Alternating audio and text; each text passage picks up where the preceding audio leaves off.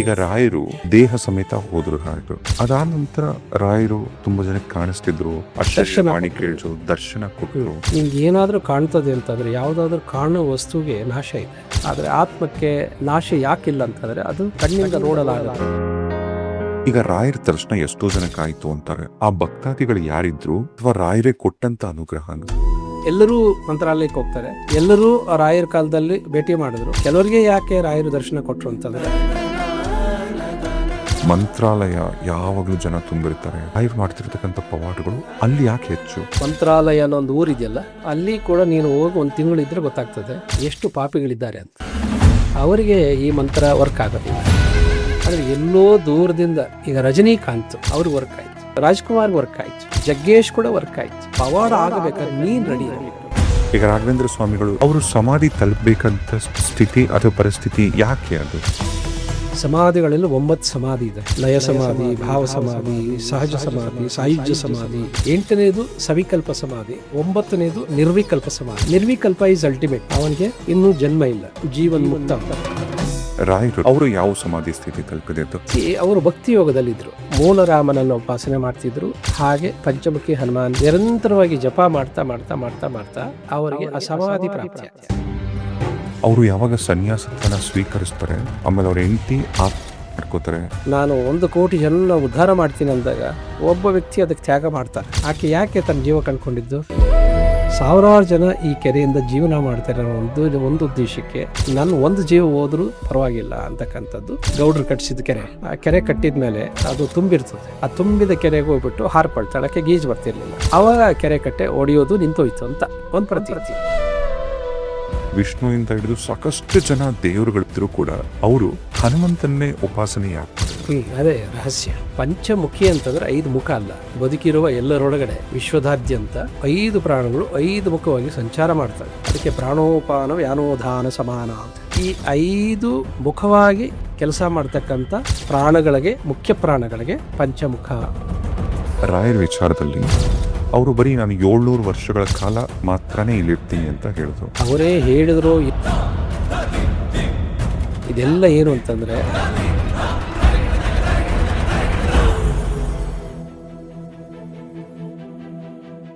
ರಾಜೇಶ್ ರಿವೀಲ್ಸ್ನ ಈ ಮತ್ತೊಂದು ಪಾಡ್ಕಾಸ್ಟ್ಗೆ ಸ್ವಾಗತ. ಇವತ್ತು ನಮ್ಮ ಪಾಡ್ಕಾಸ್ಟ್ ಇರ್ತಕ್ಕಂಥ ಅತಿಥಿಗಳು ನಿಮ್ಮೆಲ್ಲರ ಹೆಚ್ಚಿನ ಅಂಡ್ ಆಫ್ ಕೋರ್ಸ್ ನನ್ನ ಫೇವರೇಟ್ ಕೂಡ ಆಧ್ಯಾತ್ಮಿಕ ಚಿಂತಕರು ಡಾಕ್ಟರ್ ರಾಮಚಂದ್ರ ಗುರುಜಿ ಅವರು. ನಮಸ್ತೆ ಗುರುಜಿ. ನಮಸ್ತೆ ರಾಜೇಶ್. ಬಹಳಷ್ಟು ದಿನ ಆಯ್ತು ಗುರುಜಿ, ವರ್ಷನೇ ಕಳೀತು. ಸೊ ನಾನು ಹೇಗಿದ್ದೀರಾ ಅಂತ ಕೇಳಲ್ಲ. ಈಗ ಫಸ್ಟ್ ಕ್ಲಾಸ್ ಅಂತ ಏನ್ ಹೇಳಿದ್ರಲ್ಲ, ಈಗ ನನಗೆ ಅದೇ ಉತ್ತರ ಕೊಟ್ರೆ, ನನ್ನ ಜೋಬ್ ತುಂಬಾ ಹಣ ಇದ್ರೆ ನಾನು ಫಸ್ಟ್ ಕ್ಲಾಸ್, ಒಳ್ಳೆ ಆರೋಗ್ಯ ಇದ್ರೆ ಫಸ್ಟ್ ಕ್ಲಾಸ್, ಒಂದು ಒಳ್ಳೆ ಡಬಲ್ ಡೆಕ್ಕರ್ ಫ್ಲೈಟಲ್ಲಿ ಹೋಗ್ತಿದ್ದೀನಿ ಅಂದರೆ ಫಸ್ಟ್ ಕ್ಲಾಸ್, ಒಂದು ಅಮೆರಿಕ ಟ್ರಿಪ್ ಮಾಡ್ಕೊಂಬಂದ್ರೆ ಫಸ್ಟ್ ಕ್ಲಾಸ್. ಪ್ರತಿಯೊಬ್ಬೊಬ್ರಿಗೂ ಈ ಫಸ್ಟ್ ಕ್ಲಾಸ್ ಅನ್ನೋ ಸಂತೋಷ ಹಿಂಗೆ ಡಿಫೈನ್ ಆಗ್ತಾ ಹೋಗತ್ತೆ. ಆದರೆ ಸಾಧಕರು ನಿಮ್ಮ ಲೆವೆಲಲ್ಲಿ, ಈಗ ನಿಜವಾದಂಥ ಸಾಧಕರಿಗೆ ಆ ಫಸ್ಟ್ ಕ್ಲಾಸ್ ಅಂದರೆ ಏನು? ಯಾವುದೇ ವೆಹಿಕಲ್ಗೆ 4 ಚಕ್ರ ಇರ್ತದೆ, ರಥ ಅಂತ ಹೇಳ್ತೇವೆ ನಾವು, ಅಥವಾ ವಾಹನಕ್ಕೆ 4 ಚಕ್ರ ಇರ್ತವೆ. ಆ 4 ಚಕ್ರ ನಮ್ಮ ಜೀವನವನ್ನು ರೆಪ್ರೆಸೆಂಟ್ ಮಾಡ್ತಾರೆ. ಆ ಮೊದಲನೇ ವೀಲ್ ಇದೆಯಲ್ಲ, ಅದು ನಮ್ಮ ವೈಯಕ್ತಿಕ ಜೀವನವನ್ನು ರೆಪ್ರೆಸೆಂಟ್ ಮಾಡ್ತದೆ. 2ನೇದು ನಮ್ಮ ಸಾಂಸಾರಿಕ ಜೀವನವನ್ನು, 3ನೇದು ನಮ್ಮ ವೃತ್ತಿಯನ್ನು ರೆಪ್ರೆಸೆಂಟ್ ಮಾಡ್ತದೆ, 4ನೇದು ಸಾಮಾಜಿಕ ಜೀವನವನ್ನು ರೆಪ್ರೆಸೆಂಟ್ ಮಾಡ್ತದೆ. ಈ 4ರ ಮಧ್ಯೆ ಒಂದು ಹಾರ್ಮೋನಿ ಇದ್ದರೆ ಮಾತ್ರ ನಾನು ಫಸ್ಟ್ ಕ್ಲಾಸ್ ಅಂತ ಯಾರಾದರೂ ಹೇಳ್ಬೋದು. ಯಾವುದ್ರಲ್ಲಾದರೂ ಒಂದು ಇಂಬ್ಯಾಲೆನ್ಸ್ ಇದ್ದರೆ ಅದು ಒಂದು ಕಡೆ ಎಳೀತದೆ. ವೀಲ್ ಅಲೈನ್ಮೆಂಟ್ ಇಲ್ಲದೆ ಇದ್ದರೆ ಗೊತ್ತಾಗತ್ತೆ ಯಾರೇ ಡ್ರೈವ್ ಮಾಡೋರಿಗೆ, ಕರೆಕ್ಟ್ ಅಲ್ವಾ? ಅಂದರೆ ಯಾವುದೋ ಒಂದು ಏರಿಯಾ ಒಂದು ವೀಕ್ ಇದೆ ಅಥವಾ ಅದು ಸರಿಪಡಿಸಬೇಕಾಗಿದೆ. ಹಾಗಿದ್ದವನು ನಾನು ಫಸ್ಟ್ ಕ್ಲಾಸ್ ಅಂತ ಹೇಳಕ್ಕೆ ಸಾಧ್ಯನೇ ಇಲ್ಲ. ತುಂಬ ಜನ ಪರ್ಸನಲ್ ಲೈಫ್ ಚೆನ್ನಾಗಿರ್ತದೆ, ಪ್ರೊಫೆಷ್ನಲ್ ಲೈಫ್ ಚೆನ್ನಾಗಿರೋದಿಲ್ಲ. ತುಂಬ ಜನರ ಪ್ರೊಫೆಷ್ನಲ್ ಲೈಫ್ ತುಂಬ ಚೆನ್ನಾಗಿರ್ತದೆ, ಫ್ಯಾಮಿಲಿ ಲೈಫ್ ಇರೋದಿಲ್ಲ. ಈ 3 ಚೆನ್ನಾಗಿರ್ತದೆ, ಅವನಿಗೆ ಸೋಷಿಯಲ್ ಲೈಫೇ ಇರೋದಿಲ್ಲ. ಸೊ ಹಾಗಾಗಿ family life, personal life, professional life, social life, ಇವು 4 ಚಕ್ರ ಇದ್ದಾಗೆ. 4 ಚಕ್ರ ಇದ್ದರೆ ಸಾಲದು ವಾಹನಕ್ಕೆ, ಬದುಕಿಗೆ. ಅವ 4ರ ಮಧ್ಯೆ ಸಮನ್ವಯತೆ ಅಥವಾ ಹಾರ್ಮನಿ, ಬ್ಯಾಲೆನ್ಸ್ ಇರಬೇಕು. ಒಳ್ಳೆ ಬ್ಯಾಲೆನ್ಸ್. ಹಾಂ ನೋಡಿ, ಒಳ್ಳೆ ಗಂಡ ಏನೂ ಕೆಲಸ ಇಲ್ಲ, ವೃತ್ತಿ ಇಲ್ಲ ಅವನಿಗೆ, ಅವನು ಒಳ್ಳೆ ಗಂಡ ಹೆಂಗಾಗ್ತಾನೆ ಅವನು? ಒಳ್ಳೆ ಆಫೀಸರು ಒಳ್ಳೆ ಗಂಡ ಅಲ್ಲ. ಹ್ಮ್. ಅರ್ಥ ಆಗ್ತಾ ಇದೆಯಾ? ಒಳ್ಳೆ ಗಂಡ ಒಳ್ಳೆ ಆಫೀಸರು, ಅವನಿಗೆ ಇದು ಕಾಯಿಲೆ ಇದೆ, ಪರ್ಸನಲ್ ಲೈಫ್ ಚೆನ್ನಾಗಿಲ್ಲ. ಓಕೆ, ಈ ಮೂರು ಚೆನ್ನಾಗಿದೆ, ಸೊಸೈಟಿ ಜೊತೆ ಅವನ ಸಂಬಂಧ ಚೆನ್ನಾಗಿಲ್ಲ. ಅರ್ಥ ಆಗ್ತಾ ಇದೆಯಾ? ಹಾಗಾಗಿ ಎಲ್ರಿಗೂ 4 ಲೈಫ್ ಇರೋದು. ಆ 4 ಲೈಫ್ಗಳು ಚೆನ್ನಾಗಿದ್ದರೆ, ನಾನು ಚೆನ್ನಾಗಿದ್ದೀನಿ, first class, superb, I am on the top of the world ಅಂತ ಯಾರು ಬೇಕಾದ್ರೂ ಕ್ಲೈಮ್ ಮಾಡ್ಬೋದು. ಈಗ ನಿಮ್ಮಂಥ ಸಾಧಕರಿಗೆ ಸಾವು ಅನ್ನೋದೊಂದು ಸಂಭ್ರಮ. ಈಗ ಸಾವು ಅಂದ್ರೇನೆ ಬಿಡ್ತು ಆ ಪದನೇ ಬಳಸಕ್ಕೆ ಬಿಡಲ್ಲ ಮನೆಗಳಲ್ಲಿ. ಈಗ ನಿಮಗೆಲ್ಲ ಸಾವು ಅಂದ್ರೆ ಏನೋ ಒಂಥರ ಕೌತುಕ, ಸಂತೋಷ, ಒಂದು ಸಂಭ್ರಮ. ಜೊತೆಗೆ ಸಮಾಧಿಲಿ ಕೂಡ ಅಂದ್ರೆ ನಾನು ಹೇಳಕ್ ಹೊಟ್ಟಿರೋದು ಏನು ಅಂದ್ರೆ, ನಮಗಳಿಗೆಲ್ಲ ಅದನ್ನ ಕಂಡ್ರೆ ಭಯ, ನಿಮಗಳಿಗೆಲ್ಲ ಅದನ್ನ ಕಂಡ್ರೆ ಸಂಭ್ರಮ. ಇದು ಹೇಗೆ ಸಾಧ್ಯ ಆಗತ್ತೆ? ಆ ಸ್ಥಿತಿ ತಲುಪಬೇಕಂದ್ರು, ಆ ಮಾತುಗಳು ನೀವು ಹೇಳ್ಬೇಕಂದ್ರು? ನೋಡಿ, ಯಾವಾಗ ಈ ಹಾವು ಅಥವಾ ಹಗ್ಗ ಅನ್ನೋ ಸ್ಪಷ್ಟತೆ ಬರುವುದು ಯಾವಾಗ? ಬೆಳಕಿರಬೇಕು, ಹೌದಲ್ವಾ? ಬೆಳಕಿನಲ್ಲಿ ಹಗ್ಗ ನೋಡಿ ಹೆದರೋ ಅವಶ್ಯಕತೆ ಇಲ್ಲ. ಹಾಗೆ ಯಾರಿಗೆ ಸಾವಿನ ಬಗ್ಗೆ ಸಂಪೂರ್ಣ ಒಂದು ತಿಳುವಳಿಕೆ ಅರಿವಿರ್ತದೋ ಅವನು ಸಾವನ್ನು ಸಂಭ್ರಮಿಸ್ತಾನೆ ಅಥವಾ ಸಾವನ್ನು ಸ್ವಾಗತಿಸ್ತಾನೆ. ಬಂದಾಗ ಸಾವು ಅನ್ನೋದು ಒಂದು ಹಂತದಿಂದ ಇನ್ನೊಂದು ಹಂತಕ್ಕೆ ಎತ್ತಕ್ಕಂಥ ಒಂದು ಪದೋನ್ನತಿ ಅಥವಾ ಪ್ರಮೋಷನ್ ಅಂತ ಹೇಳ್ಬೋದು. ಉದಾಹರಣೆಗೆ 84 ಲಕ್ಷ ಯೋನಿಗಳಲ್ಲಿ ಹುಟ್ಟಿ ಬಂದೆವು ಅಂತ ದಾರ್ಶನಿಕರೆಲ್ಲ ಹೇಳಿದ್ದಾರೆ. ಈ ಹಿಂದಿನ ಲೈಫ್ ಯಾವುದೋ ಕತ್ತೆ, ನಾಯಿ, ಗೂಬೆ, ಸೊಳ್ಳೆ ಆಗಿತ್ತು ಅಂತ ಇಟ್ಕೊಂಡು ಅಲ್ಲಿ 1 ಲಕ್ಷ ವರ್ಷ ಇದ್ದಿದ್ರೆ ಜೀವನ, ನಾವು ಇಂತಹ ಒಳ್ಳೆ ಲೈಫ್ಗೆ ಬರೋಕ್ಕಾಗ್ತಿತ್ತ? ಅಂದರೆ ಆ ಲೈಫು ಈ ಲೈಫ್ಗೆ ಪ್ರಮೋಷನ್ ಆಯಿತು. ಹಾಗೆ ನಮಗೆ ಸ್ಪಷ್ಟತೆ ಇಲ್ಲ ಅಂತಂದರೆ ಡಿಮೋಷನ್ನು ಇದೆ. ಮನುಷ್ಯ ಆಗಿದ್ದವನು ಮತ್ತು ಪ್ರಾಣಿ, ಅಲ್ಲಿಂದ ಪಕ್ಷಿ, ಕೀಟ ವರ್ಗಕ್ಕೆ ಡಿಮೋಷನ್ ಆಗ್ತಕ್ಕಂಥ ಸಾಧ್ಯತೆ, ಪ್ರಮೋಷನ್ನು ಇದೆ, ಡಿಮೋಷನ್. ಹಾಗಾಗಿ ಯಾರಿಗೆ ಸ್ಪಷ್ಟತೆ ಇದೆ ಸಾವಿನ ಬಗ್ಗೆ ಅವನಿಗೆ ಪ್ರಮೋಷನ್, ಸಹಸ್ರ ಮಿಲನ ಸುಖ ಅಂತ ಸಾಧಕರು ಹೇಳ್ತಾರೆ. ಸಹಸ್ರ ಮಿಲನ ಸುಖ. ಆದರೆ ಯಾರಿಗೆ ಅದರ ಬಗ್ಗೆ ಅರಿವಿಲ್ವೋ, 1,000 ಚೇಳು ಒಂದೇ ಸಾರಿ ಕುಟುಕಿದ್ರೆ ಏನು ವೇದನೆ ಆಗ್ತದೆ ಅದಕ್ಕೆ ಸಮ ಅಂತ ಹೇಳ್ತಾರೆ. ಒಂದು ತಿಳ್ಕೊಂಡ್ರೆ ಸಹಸ್ರ ಮಿಲನಕ್ಕೆ ಸಮ. ತಿಳಿಯದ ಜ್ಞಾನಿಗೆ ಅದು ಭವಿಗೆ ಅದು 1,000 ವೃಶ್ಚಿಕ ಕಡಿದ್ರೆ ಹೆಂಗಾಗ್ತದೆ ಅದಕ್ಕೆ ಸಮ. ಶರಣರ ಸಾಧನೆ ಮರಣದಲ್ಲಿ ನೋಡುವಂಥ ಒಂದು ಮಾತಿದೆಯಲ್ಲ, ಅಂದರೆ ಅವನು ಹೇಗೆ ದೇಹವನ್ನು ಕಾಯವನ್ನು ತ್ಯಜಿಸ್ತಾನೆ. ಈಗ ರಾಘವೇಂದ್ರ ಸ್ವಾಮಿಗಳು ಅಲ್ವೇ, ಅವರು ಇಚ್ಛಾಮರಣಿಗಳಾದರು, ಜೀವಂತ ಸಮಾಧಿ ಹೊಂದಿದವರು. ಹಾಗೆ ಹೊಂದಿದವರು ತುಂಬ ಜನ ಇದ್ದಾರೆ, ಸಾಧಕರು ಮಾತ್ರ. ಆದರೆ ಜನಸಾಮಾನ್ಯರೆಲ್ಲ ಜೀವಂತ ಸಮಾಧಿ ತಗೊಳಕ್ಕಾಗತ್ತಾ? ಯಾಕೆಂದರೆ ಅವರಿಗೆ ಸಾವಿನ ಬಗ್ಗೆ ಅರಿವಿಲ್ಲ. ಸಾಯುವುದು ಒಂದು ಕಲೆ, ಬದುಕುವುದು ಹೇಗೆ ಕಲೆಯೋ ಸಾಯುವುದು ಕೂಡ ಒಂದು ಕಲೆ. ಆರ್ಟ್ ಆಫ್ ಡೈಯಿಂಗ್ ಅಂತ ನಾನು ಕ್ಲಾಸಸ್ಸೇ ಮಾಡ್ತೀನಿ ಅದ್ರ ಮೇಲೆ. ಸಾವಿನ ಬಗ್ಗೆ ಪ್ರತಿಯೊಬ್ಬರು ತಿಳ್ಕೊಳ್ಬೇಕು. ಅಂದರೆ ನಾಳೆ ಎಲ್ಲಿ ಹೋಗ್ತೀನಿ ನಾನು, ಸತ್ತ ಮೇಲೆ ಏನಾಗ್ತದೆ, ಎಲ್ಲ ಹೆದರೋದು ಸತ್ತ ಮೇಲೆ ನನ್ನ ಅಸ್ತಿತ್ವನೇ ಇರೋದಿಲ್ಲ ಅಂತ. ಸತ್ತ ಮೇಲೆ ಅಷ್ಟೇ ಅಲ್ವಾ, ದೇಹನೇ ಇರಲ್ಲ. ಅಲ್ಲ, ದೇಹನೇ ನಾವು ಅಂತ ಅಂದ್ಕೊಳ್ಳೋರಿಗೆ ಅದು. ಆದರೆ ಶರೀರ ಮಾಧ್ಯಮ ಖಲು ಧರ್ಮ ಸಾಧನಂ ಅಂತ ಕಾಳಿದಾಸ ಹೇಳಿದಾನೆ. ಈ ಶರೀರ ಅಥವಾ ವೈರು ಕರೆಂಟ್ ಪ್ರವಹಿಸೋದಕ್ಕಿರೋದಕ್ಕೆ ಒಂದು ಸಾಧನ ಅಷ್ಟೇ. ಅದು ಕರೆಂಟೇ ಬೇರೆ, ವೈರೇ ಬೇರೆ. ಹಾಗೆ ಶರೀರನೇ ಬೇರೆ, ಶರೀರದ ಮೂಲಕ ವ್ಯಕ್ತಗೊಳ್ತಕ್ಕಂಥ ಆತ್ಮನ ಬೆಳಕೆ ಬೇರೆ. ಈಗ ಹಾಗಿದ್ರೆ ಒಂದಿನ ಈ ಶರೀರ ಬಿಟ್ಟು ಹೋಗೋ ನಾನು ಏನಕ್ಕೆ ಕಷ್ಟಪಡಬೇಕು, ನಾನು ಏನಕ್ಕೆ ಆಸೆ ಪಡಬೇಕು, ನಾನು ಏನಕ್ಕೆ ಪ್ರೈಮ್ ಮಿನಿಸ್ಟರ್ ಆಗಬೇಕು, ನಾನು ಏನಕ್ಕೆ CM ಆಗಬೇಕು? ಯಾಕೆ ಮನುಷ್ಯನಲ್ಲಿ ಇದೆಲ್ಲ ನನಗೆ ನಾನು ಸಿಗಬೇಕು ಅಂತ? ಕರ್ತವ್ಯಂ ದೈವಮಾನ್ವಿಕಂ. ಮನುಷ್ಯನ ಕರ್ತವ್ಯಗಳಿದೆ, ಅವನ ಇಷ್ಟಾರ್ಥಗಳಿದೆ, ಅವನ ಗುರಿಗಳಿದೆ, ಅವನ ಸಂಕಲ್ಪ ಇದೆ, ಹೌದಲ್ಲ, ಅವನ ಧ್ಯೇಯಗಳಿದೆ. ಅದೆಲ್ಲ ಸಾಧಿಸಬೇಕಾದ್ರೆ ಅವನು ನಿರಂತರವಾಗಿ ಅದರ ಬಗ್ಗೆ ಕೃಷಿ ಮಾಡಬೇಕು. ಅವನ ಹೊಟ್ಟೆ ಪಾಡಿಗೆ ಅವನು ನೋಡ್ಕೋಬೇಕು, ಅವನ ಬಟ್ಟೆಗೂ ಅವನು ಸಂಪಾದನೆ ಮಾಡ್ಕೋಬೇಕು, ಅವನು ಇರೋದಕ್ಕೆ ಒಂದು ಗೂಡು ಬೇಕು, ಅವನು ಮದುವೆ ಬೇಕು, ಯಾಕಂದರೆ ಅವನ ಸಂತತಿ ಮುಂದುವರಿಯೋದಕ್ಕೆ. ಸೊ ಹಾಗಾಗಿ ತನ್ನ ಬೇಕು ಬೇಡಗಳನ್ನು, ಇಷ್ಟಾರ್ಥಗಳನ್ನ ತೀರಿಸ್ಕೊಳ್ಳೋದಕ್ಕೆ ಅವನು ಕಷ್ಟಪಡಲೇಬೇಕು, ಶ್ರಮಿಸಲೇಬೇಕು. ನೀವು ಸುಖವಾಗಿದ್ದು ಬಿಡಿ, ಕೆಲವೇ ದಿವಸ ಸತ್ತೋಗ್ತೀರಿ. ದೀರ್ಘಕಾಲ ಬದುಕಲಿಕ್ಕೆ ಸಾಧ್ಯನೇ ಇಲ್ಲ. ದೀರ್ಘಕಾಲ ಬದುಕಬೇಕಾದ್ರೆ ಕಷ್ಟ ಇರಬೇಕು ಬದುಕಕ್ಕೆ. ಹಾಗೆ ದೀರ್ಘಕಾಲ ಬದುಕಬೇಕಾದ್ರೆ ಚೆನ್ನಾಗಿ ಹಸಿವು ಆಗಬೇಕು. ಗೊತ್ತಾಗ್ತಾ ಇದೆಯಾ? ತಿಂದ ಮೇಲೆ ಹಾಗೆ ತಿಂತಾ ಇರೋನು ಬೇಗ ಸತ್ತೋಗ್ತಾನೆ. ಸ್ವಲ್ಪ starvation is a secret of longevity ಅಂತ ಒಂದು ಸೈನ್ಸ್ ಹೇಳುತ್ತೆ. ಅಂದರೆ ಯಾರು ಹೆಚ್ಚು ಕಾಲ ಅಲ್ಪಾಹಾರಗಳಾಗಿರ್ತಾರೋ ಅವ್ರು ಜಾಸ್ತಿ ದಿವಸ ಬದುಕ್ತಾರೆ. ಊಟ ಕಮ್ಮಿ ತಿನ್ಬೇಕು. ಊಟ ಕಮ್ಮಿ ತಿನ್ಬೇಕು. ಹಿತಬುಕ್ ಮಿತಬುಕ್ ಋತುಬುಕ್ ಅನ್ನೋದೇ ಆರೋಗ್ಯದ ಸೂತ್ರ. ಎಷ್ಟು ತಿನ್ಬೇಕು ಹಾಗಾದ್ರೆ? ಸಾತ್ವಿಕವಾದ್ದನ್ನು ಮಿತವಾಗಿ, ಋತುಬುಕ್ ಅಂದರೆ ಕಾಲ ಕಾಲಕ್ಕೆ ತಿನ್ನೋದು. ಆ ಸೀಸನ್ ಏನ್ ಸ್ಪೆಷಲ್ ಅದು?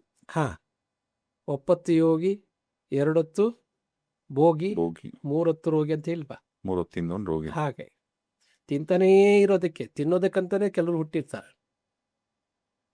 ಬದುಕೋದಕ್ಕಾಗಿ ತಿನ್ಬೇಕು ಜೀವನದಲ್ಲಿ, ತಿನ್ನೋದಕ್ಕಾಗಿ ಅಲ್ಲ ಬದುಕೋದು. ಹಾಗೆ ಈಗ ದೇಹಕ್ಕೆ ಶಕ್ತಿ ಬೇಕಲ್ಲ ಗುರುಗಳೇ. ನೋಡಿ, ಯಾಕೆ ಕಷ್ಟಪಡಬೇಕು ಅಂತ ಒಂದು ಮಾತು ಹೇಳಿದೆ, ಅಲ್ಲೇ ಇದೆ ಸ್ವಾರಸ್ಯ. ನಾವು ಶ್ರಮಿಸುವುದು ಅಥವಾ ನಾವು ಬದುಕಬೇಕು ಅಂತಕ್ಕಂಥದ್ದು ಬರೀ ದೇಹನ ಪೋಷಣೆ ಮಾಡಿಕೊಂಡು ಮನೆ ಮಠ ಕಟ್ಕೊಂಡು ಮಡದೆ ಮಕ್ಕಳು ಮಾಡ್ಕೊಂಡಿರೋದಕ್ಕಷ್ಟೇ ಅಲ್ಲ. ಆದರೆ ಈ ಶರೀರ ಇದ್ದಾಗಲೇ ಈ ಶರೀರದಲ್ಲಿ ಒಂದು ಪರಮಾರ್ಥ ಇದೆ, ಸತ್ಯ ಇದೆ, ತಿಳ್ಕೊಳ್ಬೇಕಾದ್ದು. ಎಲ್ಲರೂ ತಿಳ್ಕೊಳ್ಬೇಕಾದ್ದು ಒಂದು ಸತ್ಯ ಇದೆ. ಆ ಸತ್ಯ ಒಂದು ದಿವಸಕ್ಕೆ ಅನುಭವಕ್ಕೆ ಬರ್ಬೋದು. ಬುದ್ಧನಿಗೆ 6 ವರ್ಷ ಬೇಕಾಯಿತು, ಅರ್ಥ ಆಗ್ತಾ ಇದೆಯಲ್ಲ. ರಮಣ ಮಹರ್ಷಿಗಳು 11 ವರ್ಷ ಬೇಕಾಯಿತು. ಅಂದರೆ ಇಂತಹ ತೀವ್ರ ಸಾಧಕರಿಗೆ ಇಷ್ಟು ವರ್ಷ ಬೇಕಾಯಿತು ಅಂದರೆ ಒಬ್ಬ ಸಾಮಾನ್ಯ ಮನುಷ್ಯನಿಗೆ ಈ ಜನ್ಮ ಸಾಕಾಗಲ್ವೇನೋ. ಹಾಗಾಗಿ ಆ ಪುರುಷಾರ್ಥವನ್ನು ತಿಳ್ಕೊಳ್ಳೋದಕ್ಕೆ, ಆ ಪುರುಷಾರ್ಥ ಸಾಧನೆಗಾಗಿ ನಾವು ಬದುಕಬೇಕು. ಆ ಪುರುಷಾರ್ಥ ಸಾಧನೆ ತಿಳ್ಕೊಳ್ಳೋ ಒಂದು ಜರ್ನಿಯಲ್ಲಿ ಇವೆಲ್ಲ ಬೇಕಾಗ್ತದೆ. ಮನೆ ಮಠ, ಸೌಲಭ್ಯಗಳು, ವಾಹನ, ಅದಕ್ಕೆ ಇವನು ಸಂಪಾದನೆ ಮಾಡಬೇಕಾಗ್ತದೆ. ಈಗ ಅವರುಗಳು ಕಂಡ್ಕೊಂಡಂತ ಸತ್ಯ ಅಂದ್ರೆ ಈ ದೇಹ ನಶ್ವರ ಅಂತನೋ ಏನ್? ಆ ಸತ್ಯ ಏನೋ ಗುರು? ಈ ದೇಹ ನಶ್ವರನೇ, ಇದು ಶಾಶ್ವತ ಅಲ್ಲ. ಆತ್ಮಸತ್ಯ, ದೇಹ ಮಿಥ್ಯ ಅಂತಾನೆ ಇರೋದು. ಆದರೆ ಈ ಮಿಥ್ಯಾ ಶರೀರ ಇದು ಮಿಥ್ಯ ಆದರೂ ಕೂಡ ಸತ್ಯ ತಿಳ್ಕೊಂಡ್ಮೇಲೆ ಇದು ಮಿಥ್ಯ ಆಗೋದು. ಅಲ್ಲಿವರೆಗೂ ಸತ್ಯನೇ. ನಾನು ಯಾರು ಅಂತ ತಿಳ್ಕೊಳ್ಳೋವರೆಗೂ ಈ ದೇಹ ಬೇಕೇ ಬೇಕು. ತಿಳ್ಕೊಂಡ್ಮೇಲೆ ಈ ದೇಹ ಮಿಥ್ಯ ಆಗ್ತದೆ. ನಾನು ತಿಳ್ಕೊಂಡಿದ್ದು ಸತ್ಯ ಆಗ್ತದೆ. ಅದು ಸತ್ಯದ ಅರಿವೇ ಆಗದೆ ಇದ್ದರೆ ಈ ಬದುಕು ನಶ್ವರ, ಈ ಬದುಕು ಅಶಾಶ್ವತ, ಇದು ಮಿಥ್ಯ ಅಂತ ಹೆಂಗೆ ಗೊತ್ತಾಗ್ತದೆ? ಸೊ ನಾವು ಮಿಥ್ಯಾ ಪ್ರಪಂಚದಲ್ಲಿದ್ದೀವಿ. ಸತ್ಯವನ್ನು ತಿಳ್ಕೊಂಡಾಗ ಇದು ಮಿಥ್ಯ ಅಂತ ನಾವು ಒಂದು ತೀರ್ಮಾನ ಬರೋಕ್ಕಾಗತ್ತೆ. ಅದೇ ತಿಳ್ಕೊಳ್ಳಿಲ್ಲ ಅಂತಂದ್ರೆ ಅದು ಪ್ಯಾರಲಲ್ ಆಗಿ ಒಂದು ಮಿಥ್ಯ ಅಂತ ಇದೆ ಅಂತ ಹೆಂಗೆ ಒಂದು ನಿರ್ಣಯಕ್ಕೆ ಬರೋದು. ಈಗಾಗಲೇ ಗುರುಜಿ ರಾಯರ ಬಗ್ಗೆ, ರಾಘವೇಂದ್ರ ಸ್ವಾಮಿಗಳ ಬಗ್ಗೆ ಮಾತಾಡ್ತಿದ್ರಲ್ಲ. ಈಗ ರಾಘವೇಂದ್ರ ಸ್ವಾಮಿಗಳು ಇದ್ದಂಥ ಅವರ ಕಾಲಾವಧಿಯಲ್ಲಿ ಅವರು ತುಂಬಾ ಸಾಕಷ್ಟು ಪವಾಡಗಳು ಮಾಡ್ತಿದ್ರು. ಎಷ್ಟೋ ಸತ್ತಂತವ್ರನ್ನ ಉಳಿಸ್ತಿದ್ರು, ಕಷ್ಟದಲ್ಲಿದ್ದವರಿಗೆ ದಾರಿ ತೋರಿಸೋದು, ಹಿಂಗೆಲ್ಲ ಇತ್ತಂತವ್ರು. ಅವರು ಸಮಾಧಿ ತಲುಪಬೇಕಂತ ಸ್ಥಿತಿ ಅಥವಾ ಪರಿಸ್ಥಿತಿ ಯಾಕೆ ಅದು ನೋಡಿ, ಕೊಳ್ತು? ಒಬ್ಬೊಬ್ರದ್ದು ಒಂದೊಂದು ಸಂಕಲ್ಪ ಇರ್ತದೆ. ಸಮಾಧಿಗಳಲ್ಲಿ 9 ಸಮಾಧಿ ಇದೆ. 9 ಲಯ ಸಮಾಧಿ, ಭಾವ ಸಮಾಧಿ, ಸಹಜ ಸಮಾಧಿ, ಸಾಯುಜ್ಯ ಸಮಾಧಿ, ಸವಿಕಲ್ಪ ಸಮಾಧಿ, ನಿರ್ವಿಕಲ್ಪ ಸಮಾಧಿ ಅಂತ 9 ಇದೆ. ಕೊನೆಯವೆರಡು 8 ಮತ್ತು 9. 8ನೇದು ಸವಿಕಲ್ಪ ಸಮಾಧಿ, 9ನೇದು ನಿರ್ವಿಕಲ್ಪ ಸಮಾಧಿ. ನಿರ್ವಿಕಲ್ಪ ಈಸ್ ಅಲ್ಟಿಮೇಟ್. ಅದನ್ನು ಯಾರು ತಲುಪಿದ್ದಾನೆ, ಯಾರ ಪ್ರಜ್ಞೆ ಅಲ್ಲಿಗೆ ಹೋಗಿದೆ ಆ ಸ್ಥಿತಿಗೆ, ಅವನಿಗೆ ಇನ್ನೂ ಜನ್ಮ ಇಲ್ಲ, ಜೀವನ್ಮುಕ್ತ, ಮೋಕ್ಷ, ಮುಕ್ತಿ, ಅವನಿಗೆ ನಿರ್ವಾಣ, ನಿಬ್ಬಾಣ ಎಲ್ಲ ಪ್ರಾಪ್ತಿ ಆಗ್ತದೆ. ಅಲ್ಲಿಗೆ ಹೋದಾಗ ಅವನಿಗೆ ಮನೋಬಂಜೆ ಆಗ್ತದೆ. ಬಂಜೆ ಅಥವಾ ಇನ್ನೊಂದು ಹೆಣ್ಣು, ಎರಡಕ್ಕಿರ್ತಕ್ಕಂಥ ವ್ಯತ್ಯಾಸ ಏನು? ಬಂಜೆ ಕೂಡ ಇನ್ನೊಂದು ಜನ್ಮ ಕೊಡ್ತಕ್ಕಂಥ ಹೆಣ್ಣು ಏನು ಅನುಭವಿಸ್ತಾಳೋ ಅದನ್ನೆಲ್ಲ ಸುಖಗಳನ್ನು ಅನುಭವಿಸ್ಬೋದು. ಆದರೆ ಯಾವ ಸುಖದಿಂದ ವಂಚಿತಳಾಗ್ತಾಳೆ? ತಾಯ್ತನದಿಂದ. ಹಾಗೆ ನಮ್ಮ ಮನಸ್ಸು ಕನ್ಸೀವ್ ಮಾಡ್ತಾನೇ ಇರ್ತದೆ. ಅದು ಬೇಕು, ಇದು ಬೇಕು ಅಂತ ಹುಟ್ಟಾಗ್ತಾನೆ ಇರ್ತದೆ. ಆ ಮನಸ್ಸನ್ನು ಬಂಜೆ ಮಾಡ್ತಕ್ಕಂಥದ್ದೇ ಈ ಸಮಾಧಿ ಸಾಧನೆ. ಉದಾಹರಣೆಗೆ ಒಂದು ಬೀಜ ಇರ್ತದೆ, ಅದು ಸುಡದಿದ್ರೆ ಅದು ಎಷ್ಟು ವರ್ಷ ಆದರೂ ಅದು ಹುಟ್ಟುವ ಸಂಕಲ್ಪ ಅದ್ರ ಒಳಗಡೆ ಇರ್ತದೆ. ಹಸಿ ತಾನೇ ಇರ್ತದೆ, ನಾವು ಹುಟ್ಟಬೇಕು ಅಂತಕ್ಕಂಥ. ಅದನ್ನು ಬೌಲಲ್ಲಿ ಹಾಕ್ಬಿಟ್ಟು ಸ್ವಲ್ಪ ಫ್ರೈ ಮಾಡಿಬಿಟ್ರೆ ಮತ್ತೆಂದೂ ಹುಟ್ಟಲ್ಲ ಅದು. ಕರೆಕ್ಟ್. ಮುಗೀತು ಅದ್ರ ಶೆಲ್ಫ್ ಹೆಂಗೆ ಹುಟ್ಟಲ್ಲ ಅಂತಂದರೆ ಅದ್ರ ಒಳಗಡೆ ಇರತಕ್ಕಂಥ ನಾನು ಹುಟ್ಟಬೇಕು ಅಂತಕ್ಕಂಥ ಆ ಒಂದು ಬೀಜ, ಆ ಸಂಕಲ್ಪ ಸತ್ತೋಗ್ತದೆ. ಹಾಗೆ ಸತ್ತೋದ್ಮೇಲೆ ಅವನಿಗೆ ಮೋಕ್ಷ ಪ್ರಾಪ್ತಿ ಆಗ್ತದೆ. ಅದು ಸಾಧ್ಯ ಆಗೋದು ಆ 9ನೇ ಸಮಾಧಿಯಲ್ಲಿ. ನಿರ್ವಿಕಲ್ಪ, ಅಲ್ಲಿ ಕಲ್ಪನೆಯೇ ಇಲ್ಲ. ಸವಿಕಲ್ಪ, ಇಲ್ಲಿ ದೇವರನ್ನು ನೋಡ್ಬೋದು ನಾವು. ರಾಮಕೃಷ್ಣ ಪರಮಹಂಸರು ಯಾವಾಗಲೂ ಸವಿಕಲ್ಪದಲ್ಲಿದ್ದರು. ಆ ಸವಿಕಲ್ಪ ಸಮಾಧಿಯನ್ನು ನಿರ್ವಿಕಲ್ಪ ಮಾಡಿದವರು ತೋತಾಪುರಿ ಸ್ವಾಮಿಗಳು, ಗುರುಗಳು, ಅವ್ರ ಗುರುಗಳು. ಅಲ್ಲಿವರೆಗೂ ಎಲ್ಲಿ ನೋಡಿದ್ರೆ ಕಾಳಿನೇ ಕಾಣ್ತಾ ಇತ್ತು. ಅದು ಹೇಗೆ ಸಾಧ್ಯವಾಗ್ತಿತ್ತು ಗುರುಜಿ? ಈಗ ರಾಮಕೃಷ್ಣ ಪರಮಹಂಸರು ಅವ್ರ ಮನೆಗೆ ಮಹಾತಾಯಿ ಕಾಳಿ ಮನೆಗೆ ಬರ್ತಿದ್ಲು, ಊಟ ಮಾಡ್ತಿದ್ಲು ಅವ್ರ ಒಟ್ಟಿಗೆ. ಅವ್ರಿಗೆ ಮಾತ್ರ ಕಾಣ್ತಾ ಇತ್ತು, ಬೇರೆ ಯಾರಿಗೂ ಕಾಣ್ತಿರ್ಲಿಲ್ಲ. ಅದು ಹೇಗದು? ಏನ್ ನಡೆದಿರಪ್ಪ? ನೀನು ಆ ಮನಸ್ಸಿನ ಆ ಫ್ರೀಕ್ವೆನ್ಸಿಗೆ ಹೋದ ಬ್ರೈನಲ್ಲಿ, ಈಗ ಸ್ಕಿಜೋಫೀನಿಯಾ ಅಂತ ಒಂದು ಕಾಯಿಲೆ ಇದೆ. ಅವನಿಗೆ ಇಲ್ಲದ್ದು ಇದ್ದ ಹಾಗೆ ಕಾಣ್ತದೆ. ನೋಡು, ಅಲ್ಲಿ ನಡ್ಕೊಂಡು ಹೋಗ್ತಿದ್ದಾನೆ ಅಂತ ಅವನು ಹೇಳ್ತಾನೆ, ಪಕ್ಕದಲ್ಲಿ ಅವನು ಕಾಣಿಸೋದಿಲ್ಲ.